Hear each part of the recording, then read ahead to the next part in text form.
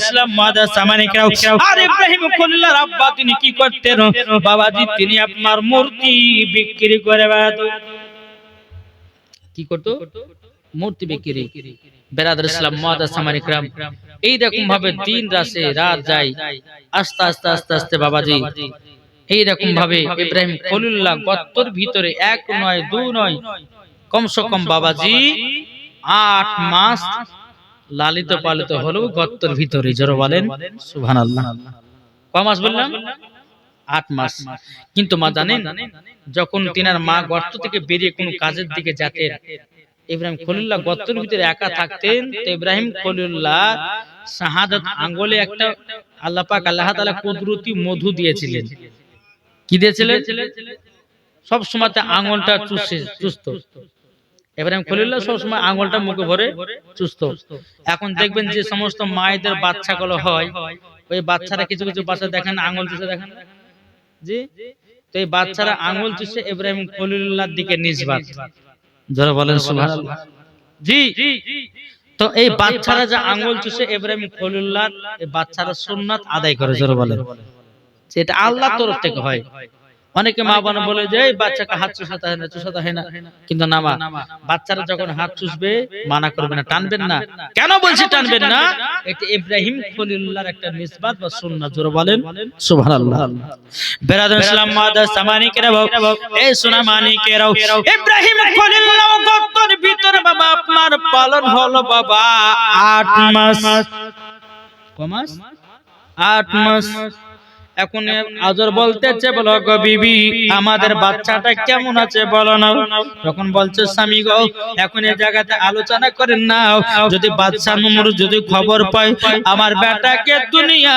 থেকে চির বিদায় করে দেবে বলে না নাও খবর তো যাবে না বেরাদার ইসলাম মাদার সামানিকরা এই কথা যখন আপনার বলা আজর বলছে বিবি রে আমি তো মূর্তি বিক্রি করে আমার সংসার চালাই সংসার চালাই তবে শোনো বেটাটাকে এমন ভাবে মানুষ করো যেন আমাদের মূর্তির প্রতি যেন তা লোভিত থাকে আমাদের সঙ্গে যেন মূর্তি বিক্রি করে তাইলে পরে বাদশা নমরুদ ধরতেও পারবে না বুঝতেও পারবে না এই রকম ভাবে দিন যা রাত আছে ইব্রাহিম খলিলুল্লাহ ওই গর্তের ভিতরে বাবাজি 6 বছর পার করলেন কত বছর 6 বছর এবার 6 বছর পর গর্ত থেকে বেরোচ্ছেন তিনার মাকে বলছে মা আমাদের রবকে জোরে বলেন না জি ইব্রাহিম খলিলুল্লাহ বলছে মা আমাদের খোদাকে তিনার মা বলতেছে বেটা এই তো তোমার মূর্তি না মা এই মূর্তি আমাদের রব হতে পারে না আবার কিছুক্ষণ পরে বলছে মা আমাদের রবকে বলে তারা এটা মানতে পারলাম না ও মা আমাদের রবকে তখন বলতেছে বেটা ওই যে আসমানে চাঁদ দেখতেছো ওইটাই তোমার রব ও মা তাহলে আমাদের যদি চাঁদ যদি রব হয় তাহলে চাঁদ কে ডুবাচ্ছে এটা তো একটা কথা জি আবার সকাল হলো বলে মা আমাদের রবকে বলে বেটা এই যে সূর্য বলে মা সূর্য যদি আমাদের রব হয় তাহলে নিজের ইচ্ছে ডুবছে আবার কে আবার জাগ্রত করেছে বলে ওগো মা এই যে একটা রাত হচ্ছে দিন হচ্ছে এটা কে করতেছে আর মা বলছে যে হায় রে হায় কোন পাল্লাটা করলে আমার ছোট বেটা এরকম আমার সামনে এরকম প্রশ্ন করে আমাদের জীবনে ভাবতে পারেনি হ্যাঁ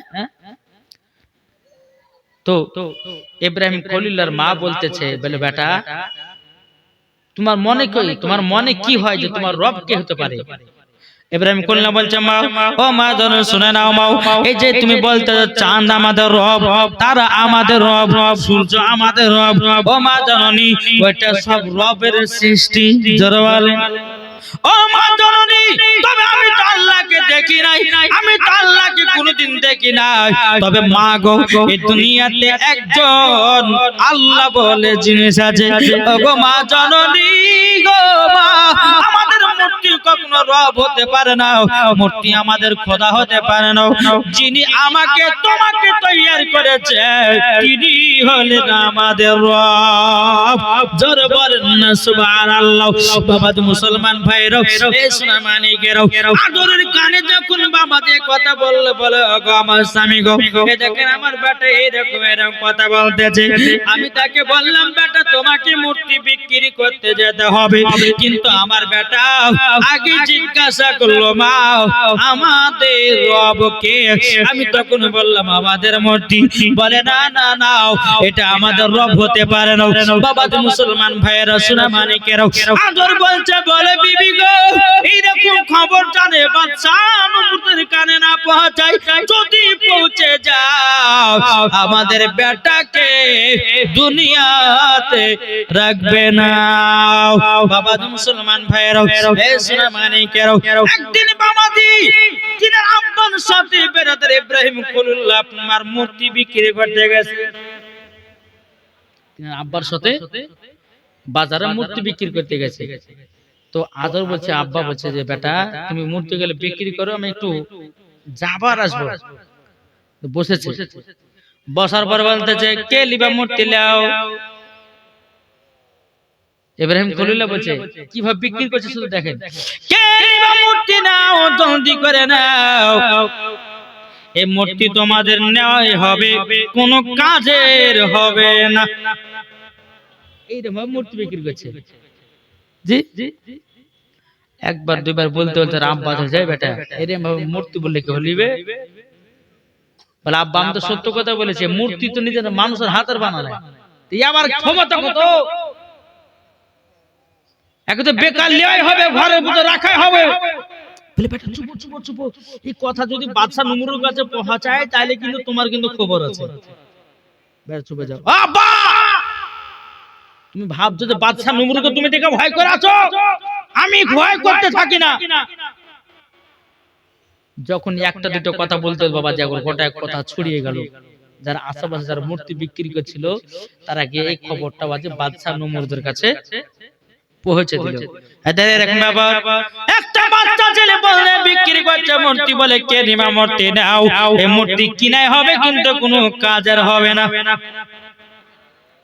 যে মূর্তি খেতে দিতে পারে না, যে মূর্তি কথা বলতে পারে না, যে মূর্তি হাত ভেঙে গেলে পরে জল লাগাতে পারে না, সে আমাদের রব হয় আবার কি করে? কি করে ঠিক না? এখন বাদশা নমরুদ বলছে যে কি কথাটা বলেছে বাচ্চাটাকে ধরে নিয়ে এসে যাও। আজর কানে পৌঁছালো যে তোমারই বেটা? বলে হ্যাঁ। বলে বাদশা নমরুদ দেখেছে ইব্রাহিম খলিলুল্লাহর বয়স তখন বাবাজি 8 বছর। কত? 8।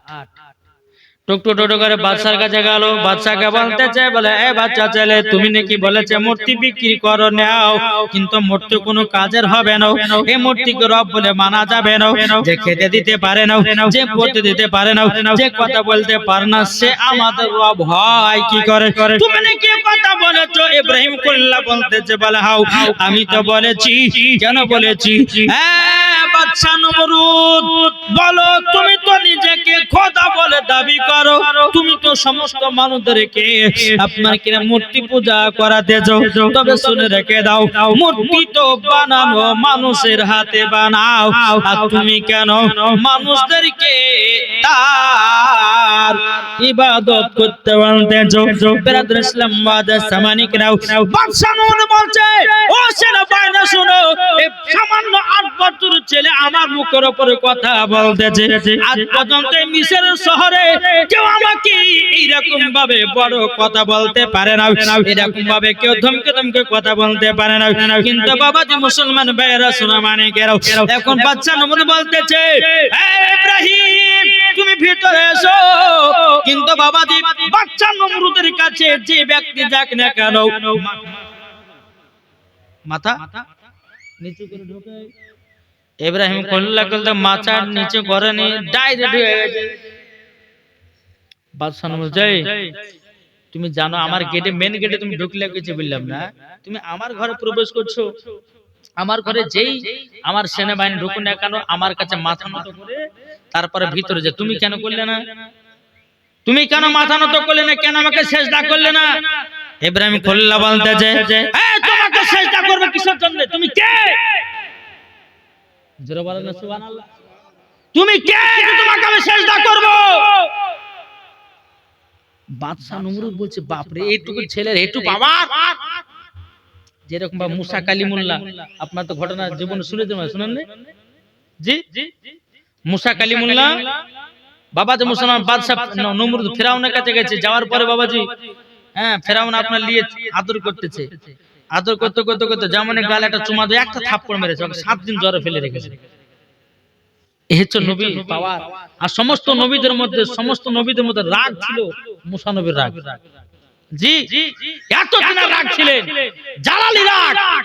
একটা থাপ্পড় মেরেছে তো বাদশা ফেরাউনকে 7 দিন জ্বরে ফেলে রেখেছে।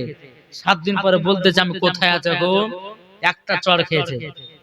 তাহলে বলুন এই নবীদের হাতে পাওয়ার আছে কে দিয়েছে? আল্লাহ। আল্লাহ দিয়েছে। জোরে বলো সুবহানাল্লাহ। এখন বেরাদার ইসলাম একবার দুরূদ শরীফ পাঠ করেন। আল্লাহুম্মা সাল্লি আলা মাওলানা মুহাম্মদ ওয়া আলা আলি মাওলানা মুহাম্মদ সাল্লাল্লাহু তাআলা আলাইহি সাল্লাম। বাবাজি মুসলমান ভাইরাও, হে সোনা মানিকেরাও, চল বাবাজি আগে যাই রে বাবা। এখন বাদশা ফেরাউন নমরুদ বলতেছে, হে বাচ্চা ছেলে বলো তুমি আমার কাছে মাথা নত করলে না কেন? তখন আপনার ইব্রাহিম খলিল বলতেছে, হে বাচ্চা নমরুদ তোমাকে মাথা নত করবে কেন? বাচ্চা নমরুদ বলে যে আমি এখানকার সবারই নেতা, আমি হলাম রব, আমাকে খোদা বলে সবাই মানে। বলে আমি তোমাকে খোদা বলে মানি না, আমি তোমাকে আল্লাহ বলে মানি না।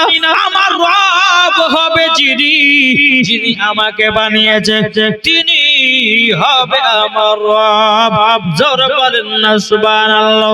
বাবা মুসলমান ভাইরা, হে সোনা মানিকেরা, যখন বাবা যে কথা বলার পরে বাদশা নমরুদ বলতেছে, বাচ্চা তোমার বাবার নাম কি বলো? তখন বলল আমার আব্বার নাম হলো আজর। বাদশা নমরুদ মনে মনে ভাবছে যে এই ছেলেটার কথা বলেছে নাকি স্বপ্নতে, যে আমার সমস্ত রাজপ্রাসাদকে ধ্বংস করবে, এই নাকি?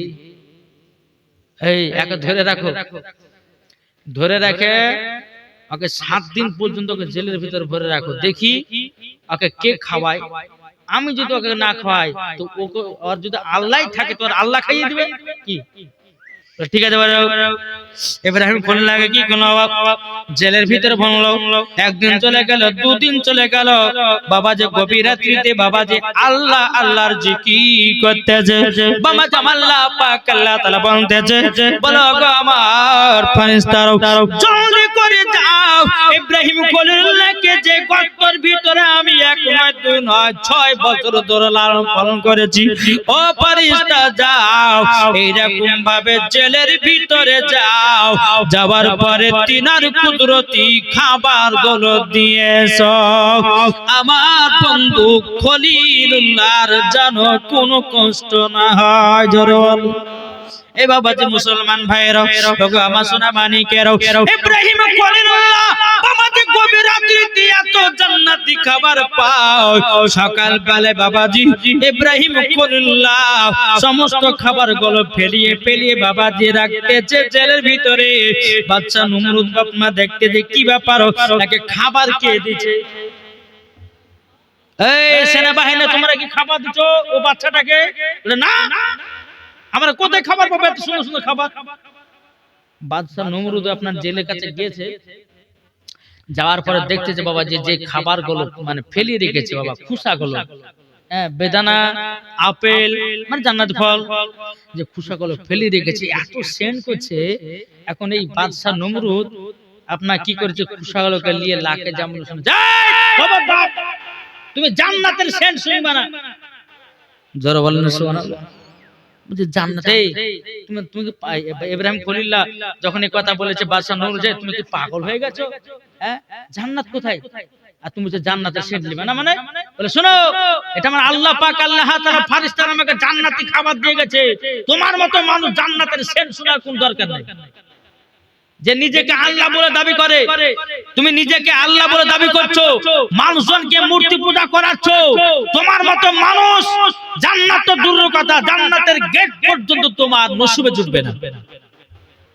7 দিন পার হলো, খাবার দিল না, পানি দিল না, কিচ্ছু দিল না, তবু ইব্রাহিম খলিলুল্লাহ ওই জেলের ভিতরে 7 দিন পার হয়ে করে একবার নুরানি চেহারা নিয়ে বাড়ি আসতেছে। বলো সুবহানাল্লাহ। এখন বাদশাহ নমর বলতেছে, এই ব্যাপার কি, এই ছেলেটা 7 দিন থাকলে পর তো শরীর টুড্ডামে ঢেকে যাবে, চোখ মুখ ঢুকে যাবে, কিন্তু তাজা হয়ে বাড়াচ্ছে কেন? তখন সমস্ত সেনাবাহিনী বলছে, বলো গো বাদশাহ নমর, তিনি হচ্ছে আলাদা, তিনার পর হচ্ছে আলাদা। বেরাদ মুসলিম মাদের সামানিকরা, এ সুনামানিকেরা, ইব্রাহিম খলিলুল্লাহকে বাবা দিও কান থেকে আপনার ছেড়ে দেওয়া হলো। আর বাদশাহ নমর বলতেছে, গো তোমরা শুনে রেখে দাও, শুনে রেখে দাও, এই ছেলেটাকে তোমরা সব সময় নজর রাখবা, একে কোনো সময় ফাঁকি দেওয়া যাবে না। বাবা যে মুসলমান ভাইরাও, এই সোনামানিকেরাও, এখন বেরাদার ইব্রাহিম খলিলুল্লাহ বাড়িতে এসেছেন। আসার পরে তিনি আব্বাকে বলছে, আব্বা আপনি মূর্তি বিক্রি করছেন কেন? তখন তিনি আব্বা মুখখান ধরে বলছে, বেটা চিল্লায় না, যদি বাদশাহ নমর শুনতে পায় আমাদের কার খেতে পিনতে দেবে না। বলে, আব্বা বাদশাহ নমরুদ আমাদের খাওয়ার জন্য নয়, খাবারের মালিক কে? আমার ইব্রাহিম খলিলুল্লাহ বলতেছে, বলে আব্বা গো খাবারের মালিক কে? এ বলতেছে বাদশাহ নমরুদ, খাবারের মালিক হলো আমার আল্লাহ। জোরে বলো। এখন তিনি আব্বা বলছে, বেটা তুমি আল্লাহ বলে করতে কি পেলে? তিনি আব্বার সাথে কথা কাটাকাটি করছে। তখন সবাই মূর্তি পূজালে পাগলা। জি, কোথায় পাইলে তুমি? বলে আব্বা আমার সঙ্গে জঙ্গলে চলেন। ইব্রাহিম খলিলুল্লাহকে নিয়ে বাবা যে তিনি আব্বাকে নিয়ে একটা জঙ্গলে গেল। আল্লাহর কাছে দুখানে হাত তুলেছে, বলে আল্লাহ গো, আল্লাহ আপনি সত্যি করে যদি আল্লাহ হন তো আমাকে একটু সাড়া দেন। আল্লাহ তুমি সাড়া দাও, আমার আব্বাকে জানাতে চাই মূর্তি আমাদের কখনো রব হতে পারে না। আর তিনি আব্বা বলতেছে, বলে বেটা যদি তোমার আল্লাহ সাড়া দেয় তাহলে জানবো যে তুমি ঠিক কথাই বলেছো। একটু বাবা অনেকক্ষণ ধরে কান্নাকাটি করলো, বাবা সারা দেয় না, সারা দেয় না। আল্লাহ পাক আল্লাহ তাআলা বলছে, জিবরাইল জলদি করে যাও, যাওয়ার পরে আমার বন্ধু ইব্রাহিম খলিলুল্লাহকে তুমি গায়বী আওয়াজ দিয়ে জানিয়ে দাও, ইব্রাহিম তোমার কথাই ঠিক, আমি এক আল্লাহ, আমি তোমাকে আমাকে সারা পৃথিবীটাকে বানিয়েছি। জোরে বলেন সুবহানাল্লাহ। এ বাবা মুসলমান ভাইরাও, গো আমার সোনামানিকেরাও, ইব্রাহিম খলিলুল্লাহ বলতেছে, বলো গো আল্লাহ ইনি কে? আমার আল্লাহ বলতেছে, বলো গো ইব্রাহিম খলিলুল্লাহ ইনি তো আমার ফেরেশতা হযরত জিবরিল আমিন, তোমার কাছে পয়গাম পাঠাবে, তোমার কাছে সমস্ত জিনিসের খবর পাঠাবে। বেরাদুল ইসলাম মাদার সামানিকেরাও, ইব্রাহিম খলিলুল্লাহ বলছে, বলে আব্বা আপনার বিশ্বাস হলো এই আমাদের নমরুদ কখনো আল্লাহ হতে পারে না, আর মূর্তিকে কখনো পূজা করবে না। কিন্তু বলছে, বেটা এখন বাদশাহ নমরুদের ভয় তো আমাদেরকে কিছুদিন গা ঢাকা হয়ে চলে যাবে। এখন যদি আমরা ডাইরেক্ট গিয়ে যদি বলি, আমরা ডাইরেক্ট গিয়ে যদি বলি যে তোমাদের মূর্তি পূজা গুলোকে মানব না, তাইলে পরে আমাদের প্রতি হয়তো রাগান্বিত হতে পারে, আমাদের প্রতি আমাদের রাগ হতে পারে।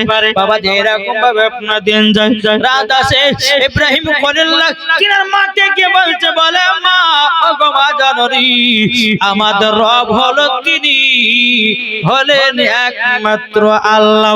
ও মা জানরি, যিনি আসমান জমিন পাহাড় পর্বত আর কিনা চাঁদ সূর্য গ্রহ তারাকে সবকে বানিয়েছে, তিনি হলেন আমাদের আল্লাহ। জোরে বলেন। কই বলতেছে, পাইলে নিরালাই গো নবী, পাইলে নিরালাই, জোরে হবে না সুবহানাল্লাহ। বলুন পাইলে নিরালাই গো নবী, পাইলে নিরালাই, দুই কদমে চুমা খাবো, দুই কদমে চুমা খাবো, চরম দুলি মাগবো গায়, পাইলে নিরালাই গো নবী, পাইলে নিরালাই, পাইলে নিরালাই গো নবী, পাইলে নিরালাই, যারা নবীর গোলাম হবে যাবে তারা মদিনাতে, যারা নবীর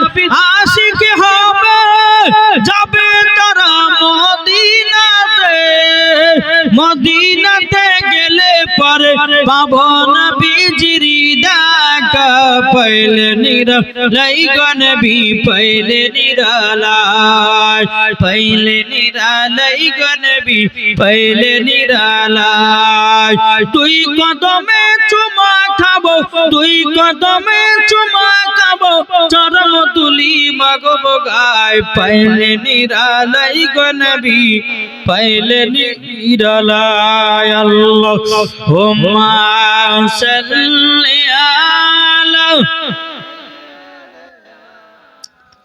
मौलाना मुहम्मद वाला आले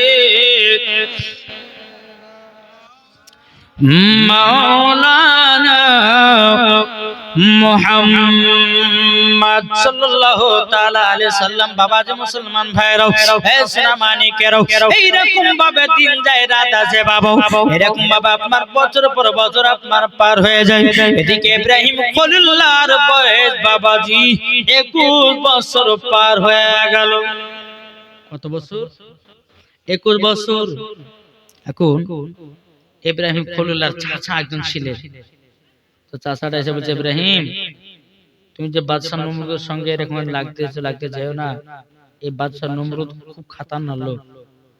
তো ইব্রাহিম খলিলুল্লাহ বলছে চাচা আমি কাউকে দেখে ডরাই না, শুধু ডরাই আমি একমাত্র আল্লাহকে। জোরে বলেন। বলে শোনো একটা তোমার কথা বলি। কি? আজকে আমার সাথে মূর্তি বিক্রি করতে যেতে হবে। বলে না আমি যেতে পারবো না। বলে যদি না যাও কিন্তু বাদশা নমরুদ কিন্তু তোমার প্রতি খুবই একটা বিচার করে তোমার প্রতি। বলে কিসের বিচার? বল সবাই মূর্তি বলে মানতেছে আর তুমি ছোট থেকে নিয়ে 21 বছর হয়ে গেল, কেন তুমি আমাদের মূর্তি মানতে জানো? ইব্রাহিম খলিলুল্লাহ চাচা বলতেছে তখন বলতেছে গো আমার চাচা গো আমি কেন মূর্তিকে খোদা বলে মানবো? চাচা আমি মানতে পারবো না। আচ্ছা তুমি মানিও না ভালো কথা, কিন্তু আমার সাথে মূর্তি বিক্রি করতে চলো। এখন ইব্রাহিম খলিলুল্লাহ চাচার কথা শুনে বাবা আবারও বেরিয়ে গেলে 21 বছরে বাবা একবার ছোটবেলাতে আব্বার সাথে মূর্তি বিক্রি করেছিল। আর এখন বাবাজি 21 বছরে ইব্রাহিম খলিলুল্লাহ আপনার কিনা চাচার সাথে মূর্তি বিক্রি করতে যাওয়ার পর এক জায়গাতে বসে বসে আপনার বিক্রি করতে আছে। অনেক মানুষ বলছে গো আচ্ছা বলো না মূর্তির দাম কত টাকা নিবা? বলে এত টাকা দাম নিব। বলে তাই নাকি? বললে হ্যাঁ। বলে এত টাকা দাম নিব ভালো, কিন্তু মূর্তি ঘরেই রাখা হবে, তোমাদের কোনো লাভ হবে না, তোমাদের বেকার কিনাই হবে। আমি তোমাদেরকে সেটাই বলে দিলাম। তখনই বলতেছে বলে কেন আমাদের বেকার কিনা হবে? আমরা তো মূর্তিকে পূজা করি, আমরা তো খোদা বলে মানি, আমরা তো স্রষ্টা বলে মানি। ইব্রাহিম খলিলুল্লাহ বলতেছে এ ভাই শোনো তুমি যে মূর্তিটা কিনতেছ আচ্ছা বলো না আচ্ছা বলো তোমাদের এই মূর্তি কথা বলতে পারে? বুঝছেন না? বলে খেতে পারে? বলে না। চলতে পারে? বলে না। বলে এটা বানিয়েছে কে? বলে মানুষে। আর তোমাকে বানিয়েছে কে? তখন আর জবাব নেই। ইব্রাহিম খলিলুল্লাহ বলছে চুপচাপ থাকলে কেন? বলো এই মূর্তি কে বানিয়েছে? বলে মানুষে। তোমাকে? বলে সেটা তো বলতে না। এই পাগল কতিকা, যেই মূর্তিকে মানুষ বানাচ্ছে আর তোমাকে কে বানিয়েছে তুমি জানো? ইব্রাহিম খলিলুল্লাহ বলছে কে? বলে তোমাকে আমাকে সারা পৃথিবীর মানুষকে বানিয়েছেন আমার আল্লাহ। জোরে বলে। কিন্তু বাবা যে মানুষটা মূর্তি আর নিল না, তখন বলে যে বলো পড়তে লাগো লা ইলাহা ইল্লাল্লাহ ইব্রাহিম খলিলুল্লাহ। জোরে বলেন সুবহানাল্লাহ। এখন ইব্রাহিম খলিলুল্লাহ যখন একটা দুটো মূর্তি যখন মানুষরা কিনতে আসলো বাবা এরকম ভাবে একটা একটা করে বলতে লাগলো। তার কলমা পড়িয়ে লা ইলাহা ইল্লাল্লাহ ইব্রাহিম খলিলুল্লাহ পড়িয়ে আপনার কিনা মুসলমান বানিয়ে নিলেন। বিরাদর ইসলাম মাদ্রাসা মানে কেউ তিনার চাচা বলতে জগ ইব্রাহিম তুমি কি কাজ করতেছ, মূর্তির নাম করে তুমি সকলকে তোমার মুসলমান বানিয়ে নিতেছ। এখন বাবাজি আজ আপনার তিন চাচা বলছে, ওকে ইব্রাহিম বাবু, আর তোমাকে জীবনে কোনোদিন মূর্তি বিক্রি করতে নিয়ে আসবো না। আমি ভাবছি তুমি ভালো মূর্তি বিক্রি করতে পারবা, কিন্তু মূর্তি বিক্রি করছো না, তাকে বুঝিয়া তুমি কলমা পড়ে মুসলমান বানিয়ে নিতেছ, আর তোমাকে আমি আমাদের কাছে নিয়ে আসবো না। ইব্রাহিম কুল্লাহকে আপনার জায়গা থেকে চলে যেতে বললেন। বাবা এরকম ভাবে আপনার রাত যায় দিন যায়, বেড়াতে ইসলাম সামানিকরাও ওই জায়গাতে বাবাজি প্রত্যেক বছরে মিশরে একটা মেলা হয়। কি হয়? মেলা। যেরকম আজ আমাদের যে জালসা হয়েছে না, এই জালসা মেলা হয়েছে না, হয়নি? এই মেলাগুলো বাবাজি করা আছে কাদের বলুন তো? কারা করে? কারা করে? মুসলমান ছেলেরা করে। কারা করে? বলে হুজুর বছরে একটা দিন মেলা টালা বসেছে, কি হয়েছে? কিন্তু বাজি এই মেলাটা উঠেছে ওই বাদশাদের নমরুদের কাছ থেকে, জি ইহুদিদের থেকে, জি। আজ আমাদের মুসলমানদের ঘরে সে মেলা উঠছে, শুধু এখানে বলে প্রত্যেক জায়গায়। আমরা তো জালসা যাচ্ছি রে বাপ। হ্যাঁ, কলকাতা বলেন, হাওড়া বলেন, তারপর আপনার ওই মালদা বলেন, শিলিগুড়ি বলেন, আসাম বলেন, ত্রিপুরা বলেন, সব জায়গায় দেখছি যেখানে জালসা সেখানে মেলা, জি। কিন্তু যেখানে খোদার ভয় সেখানে তারা মেলাতে যায় না, আয়সা জান্নাতি বাগানে বসে হাদিস কোরআনের বাণী শুনে, জোরে বলেন সুবহানাল্লাহ। আর এটাই হচ্ছে বাবাজি জান্নাতি মানুষের পরিচয়, জোরে বলেন সুবহানাল্লাহ, জি। তো মিশর একটা বিশাল বড় একটা মেলা।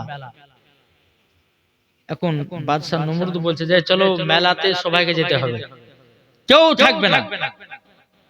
সবাই যাচ্ছে কিন্তু ইব্রাহিম খুলনা যাবে না। বলছে আমি যাব না, আমার শরীর খারাপ, আমি যেতে পারবো না। কোন মতে ইব্রাহিম খুলনাকে বাবা নিয়ে যেতে পারলো না, নিয়ে যেতে কোন সময় পারলো না। বাবাজি মুসলমান ভাইরাও, হে সোনা মানিকেরাও, ইব্রাহিম খলিলুল্লাহ কোন মতে মেলাতে গেল না। এখন সবাই বাবা কাজে কাজে ব্যস্ত, মেলাতে গেল, কেউ নাই বাবা তাদের মূর্তির কাছে, কেউ নাই। বাবাজি মুসলমান ভাইরাও, হে সোনা মানিকেরাও, বেরাদুল ইসলাম মুআদ্দাস সামানিকেরাও, সবাই যখন নিজের নিজের মেলাতে ব্যস্ত, এদিকে ইব্রাহিম খলিলুল্লাহ তিনি বাবা একটা কুলহাড়ি নিয়ে বাবাজি আর হাতে কিছু প্রসাদ খাবার নিয়ে বাবাজি কাবার ভিতরে 360 মূর্তি ভরা ছিল। বাবা কত? 360। ওই ওখানে গিয়া ইব্রাহিম খলিলুল্লাহ একটা কুলহাড়ি নিয়েছে, হাতে কুলহাড়ি নেওয়ার পরে ভিতরে প্রবেশ করেছে। খাচ্ছে না, খা। ইব্রাহিম খলিলুল্লাহ যখন একটা টাকা দিয়েছে, যেটা খাচ্ছে না আর মুন্ডুকে পার করলো, আর হাতকে ভেঙে দিল, পাকে ভেঙে ছেড়ে দিল, আর টাকা চলে খাও। বাবা যে সমস্ত মূর্তির কাছে গেল, কেউ খায় না বাবা। আটখানা বাটখানা আটখানা 1 কেজি 2 কেজি সবার কাছে যাও, কেউ খেলো না। এখন বাবাজি বাদশাহ নমরুদরা যাকে বড় দেবতা বলে মানে, তার কাছে কে বলতে চাইলে এই প্রসাদ খাও। বাবাজি খায় না, কথা বলে না। যখনই খায় না, বেরাদুল ইসলাম মুআদ্দাস সামানিকরা সমস্ত মূর্তিগুলোকে আপনার মাথা হাত ট্যাঙ্গগুলোকে ভেঙে দিও। বাবাজি সবকে চুরমার করে দিয়েছে। সব থেকে যেটি বড় মূর্তি রে বাবা, ওই মূর্তির গলায় কুলহাড়ি ঝুলাইয়া দিয়েছে। বাবা ঘর থেকে বানিয়ে গেছে, ঘর থেকে যখন আপনার বানিয়ে যাওয়ার পরে সবাই বাবা মেলা থেকে বাড়িতে এসেছে, বলে দেখো আমাদেরকে মূর্তির পূজা গুলোকে কে যেন ভেঙে চুরমার করে দিয়েছে, কে যেন ভেঙে দিয়েছে। বলে তাই নাকি? বলে হ্যাঁ।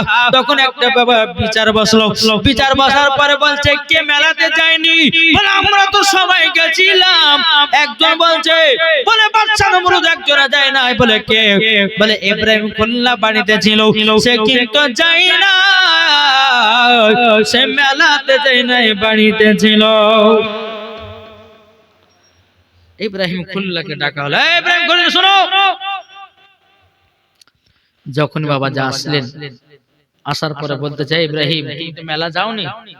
বলে হ্যাঁ। তো তুমি কি আমাদের মূর্তিকে ভেঙেছো?